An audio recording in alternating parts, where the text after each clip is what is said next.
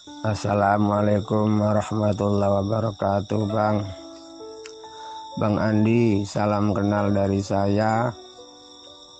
Saya ngeteman Bang dari Jateng. Ingin bercerita Bang. Kemarin malam saya DN Bang dengan tiduran. Lalu saya tertidur Bang. Di dalam tidur saya bermimpi saya pergi melaut Bang, mencari ikan Bang.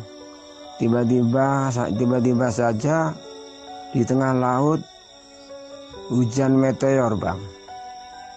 Lalu saya dan teman-teman saya yang lain pada mencari pulau untuk berlindung Bang. Sesampainya di pulau, teman-teman saya pada bingung, pada cari jalan keluar. Lalu saya berlari sendirian Bang. Tiba-tiba saja saya melihat lautnya pas di hadapan saya Bang.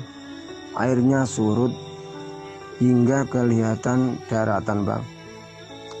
Saya berlari sendirian Bang. Saya selamat sampai daratan dan saya menemukan jalan raya Bang. Apakah itu hanya mimpi ya Bang? Ataukah ada apa-apanya Bang? Mohon pencerahannya Bang dari saya. Kalau ada kata-kata saya yang kurang pas Bang, saya minta maaf yang sebesar-besarnya. Dari saya, assalamualaikum warahmatullahi wabarakatuh. Waalaikumsalam warahmatullahi wabarakatuh. Ya, salam kenal juga Pak apa tadi namanya? Pak Ngateman ya. Jadi mengenai mimpi, kalau kita itu paham maknanya, berarti itu jelas petunjuk Allah. Ya, kalau yang dikatakan petunjuk itu kan jelas, tidak samar-samar, tidak tidak membingungkan, tidak kita meraba-raba, pokoknya jelas. Tapi kalau belum bisa kita tafsirkan, ya bisa jadi itu belum rezeki kita ya, atau bisa jadi ya gambaran kehidupan. Terkadang kita terlalu takut dengan masalah di kehidupan, maka gambaran-gambaran kehidupan itu muncul lewat mimpi. Alam bawah sadar kita menerjemahkan lewat mimpi. Biasanya itu berkaitan sama kehidupan. Tapi gimana tuh Bang, saya nggak bisa mentafsirkan. Ya sudah, abaikan saja kalau kita nggak bisa tafsirkan ya. Jadi ini bagi teman-teman, saudaraku, siapapun yang sering mendapat mimpi yang gimana kita bilang ya, yang membuat kita penasaran, ini maknanya apa, ini artinya apa, ini maksudnya apa. Jangan sering kita bertanya, karena wilayah mimpi ini tidak ada istilahnya terjemahan yang pasti, itu tidak ada. Jangan sampai kita nanti salah tempat bertanya ya. Salah tempat bertanya, yang ada nanti jadi fitnah, yang ada nanti jadi suuzon ya. Andai kata kita sudah tahu nih mimpi bakal terjadi begini, bakal terjadi begitu, kalau sudah tahu, apakah kita bisa menghindar? Apakah kita bisa menolak itu kehendak Allah, takdir Allah? Nggak bisa. Orang yang walaupun sudah dikasih petunjuk, dalam mimpinya dikasih petunjuk besok bakal begini, bakal begitu, walaupun dia sudah tahu bakal begitu, dia tidak bisa ngelak. Jadi alangkah lebih baik kita nggak tahu akan terjadi, kita nggak tahu bakal begini bakal begitu ya, Andai kata nih saya tahu tafsirnya, saya kasih tahu, nanti makin nggak tenang hidup kita kalau tafsirnya bagus. Kalau tafsirnya nggak bagus, jadi kepikiran, jadi susah hati. Nah inilah kebanyakan bagi orang-orang yang suka minta mimpinya diramalkan. Berhati-hati kita, apalagi mimpi ini mimpi itu minta diramal, minta diartikan, minta dimaknakan. Kalau betul tafsirnya, kalau salah bagaimana? Hah? Kalau betul tafsirnya, kalau seandainya tafsirnya salah, bagaimana itu? Berbahaya. Ya. Jadi saya punya satu pengalaman. Saya dahulunya itu pernah bermimpi dikasih amalan, yaitu amalan hu Allah. Jadi zikir nafas hu Allah ini sebenarnya saya sudah dapat dari mimpi. Ya. Itu kalau nggak salah tahun 2003. Tahun 2003 itu. Umur saya masih 20 tahunan. Ya. Di tahun 2003 saya kan kerja kapal, saya belayar ke Thailand. Nah, dalam pelayaran itu, dalam berlayar itu di laut, bermimpilah saya. Dalam mimpi itu saya masuk ke masjid yang kosong. Ya. Masuk saya dalam masjid yang kosong. Saya sholat 2 rakaat di masjid itu. Tiba-tiba selesai sholat saya hendak keluar. Begitu saya hendak keluar, rupanya ada bapak-bapak setengah baya ngajak saya ke sudut masjid. Mau kemana nak, katanya. Udah selesai sholat, mau ngapain lagi pak? Keluarlah. Saya bilang, ayo ikut saya dulu. Ternyata di sudut masjid itu ada papan tulis. Dituliskanlah sebuah ayat pakai tulisan Arab. Ya. Kamu baca, kamu hafalkan, kamu amalkan, katanya. 3 perintah itu kan. Saya baca. Sudah hafal, ditanya. Belum pak, baca lagi. Jadi kisah mimpi saya itu ibarat hampir sama dengan kisah Rasulullah mendapat wahyu. Kata malaikat Jibril, baca, seperti itulah. Jadi saya disuruh baca, saya baca lagi. Udah hafal? Belum pak, baca lagi, katanya. Dia keras kan. Jadi saya baca lagi. Nah ketika ketiga kali dia tanya, sudah hafal, katanya. Saya mau jawab apa? Sudah atau belum? Saya belum sempat jawab itu, tiba-tiba dibangunkan oleh kawan saya. Akhirnya saya marah-marah itu sama teman itu. Saya mimpi bagus, kamu bangunin pula, saya bilang. Marah-marah saya. Nah, langsung teman saya bilang, gantian Landi, sudah jam dinasmu, kau jaga sekarang. Akhirnya saya kan jurumudi. Akhirnya saya naik ke bris, saya bawa kapal, saya kemudikan kapal. Nah sambil saya mengemudikan kapal itu, saya ingat-ingat tadi, apa makna mimpi tadi. Disuruh baca ayatnya kok nggak lengket. Jadi dari awal sampai tengah hilang. Dari tengah sampai akhir juga hilang. Cuman sepotong ayat aja yang hafal.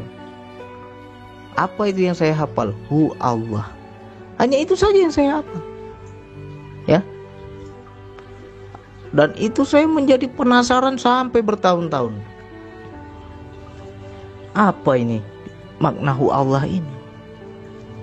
Akhirnya saya cari semua ustadz, kiai, orang yang bisa kita bilang orang pintar, orang bisa minta nasihat, semua saya tanya itu.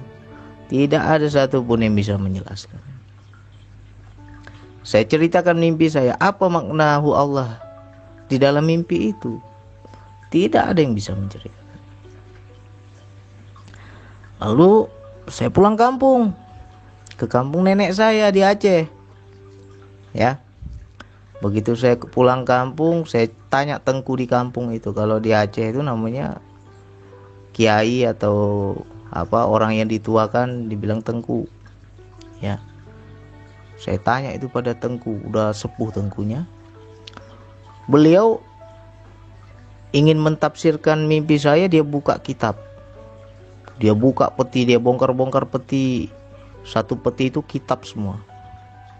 Dia cari itu tafsir mimpi. Lalu dia tafsirkan apa? Nggak ketemu juga hu Allahnya. Makna hu Allah itu nggak ketemu. Cuman dia mentafsirkan seperti ini. Karena kamu bermimpi melihat papan tulis, membaca di papan tulis, itu tandanya kamu akan dapat ilmu. Dia bilang begitu. Akan dapat ilmu. Hanya sampai situ tafsirannya. Nggak ada lagi penjelasan lebih lanjut kan.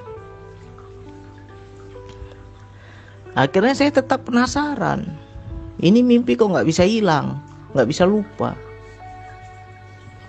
Nah, apa yang terjadi setelah saya ditafsirkan mimpi saya itu?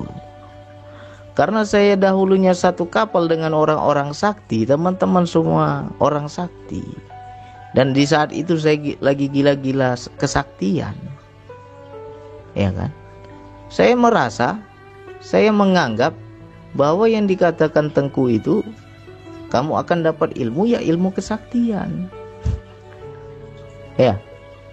Salah tafsir jadinya ya kan. Salah tafsir. Ternyata nggak sakti-sakti juga. Nah, sudah sekian tahun barulah mimpi itu terjawab. Ya.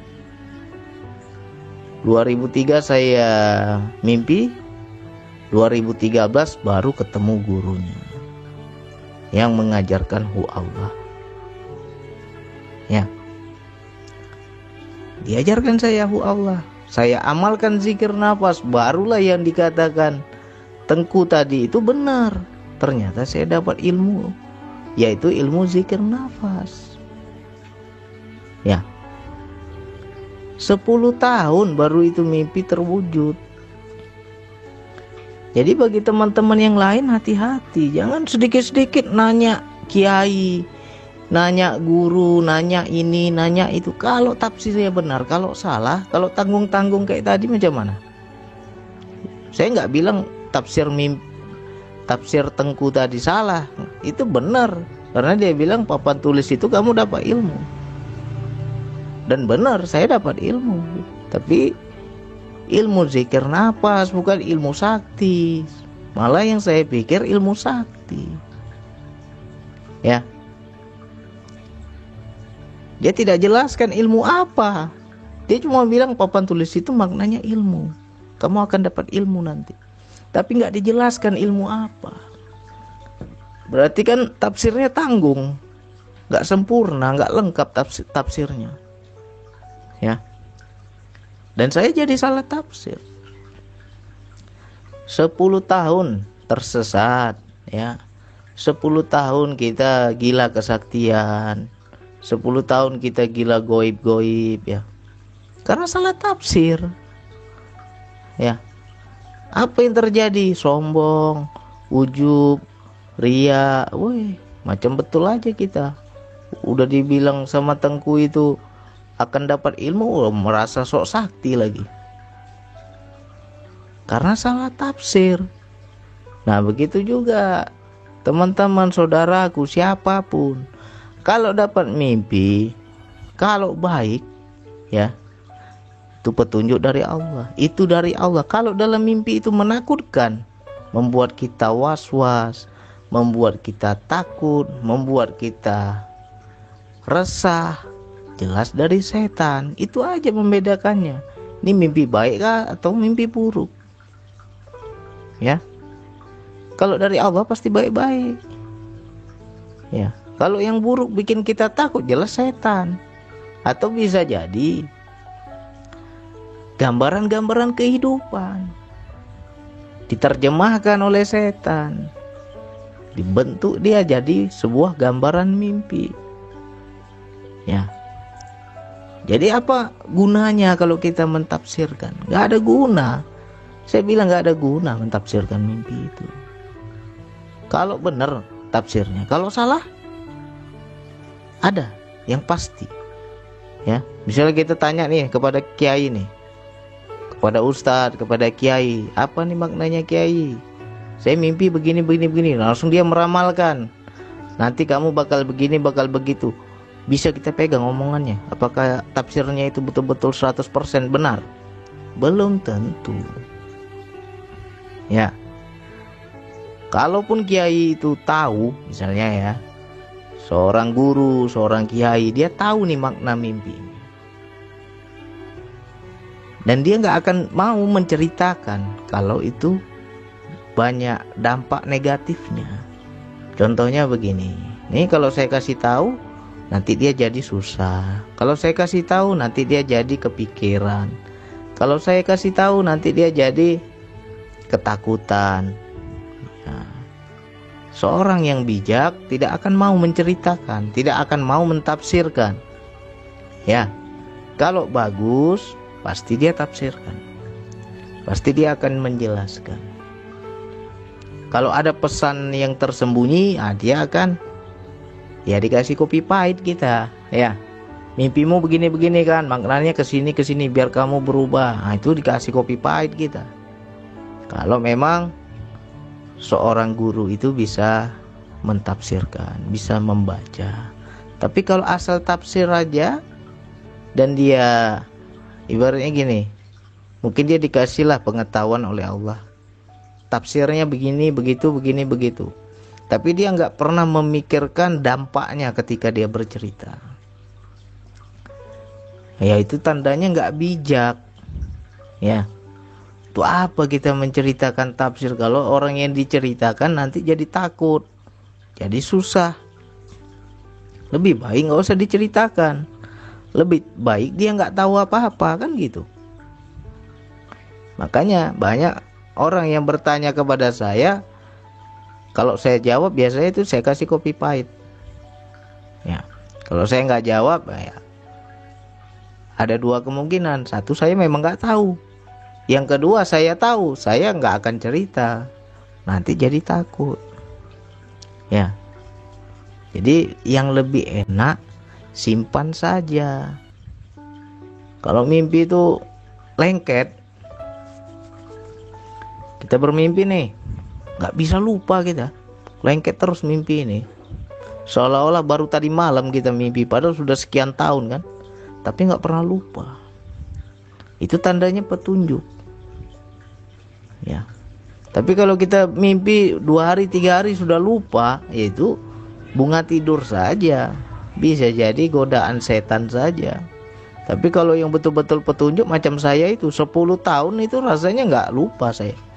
Detil mimpinya, cerita mimpinya sampai sekarang pun, dari 2003 sampai sekarang, seolah-olah saya baru kemarin saya mimpi. Baru tadi malam saya mimpi, seolah-olahnya begitu, masih lengket tuh diingatan.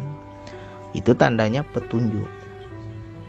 Tapi kalau kita mimpi udah samar-samar, nggak jelas, nggak ada maknanya apa, ya simpan dulu.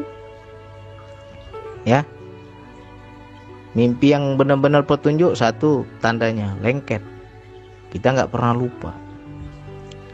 Berapa puluh tahun pun kita mimpi, sudah misalnya mimpinya ini mimpi yang 20 atau 30 tahun yang lalu, tapi sampai detik ini kita masih ingat detail ceritanya seperti apa. Itu mimpi yang benar-benar penuh petunjuk. Walaupun kita belum bisa mentafsirkan, suatu saat akan terbuka dengan sendirinya.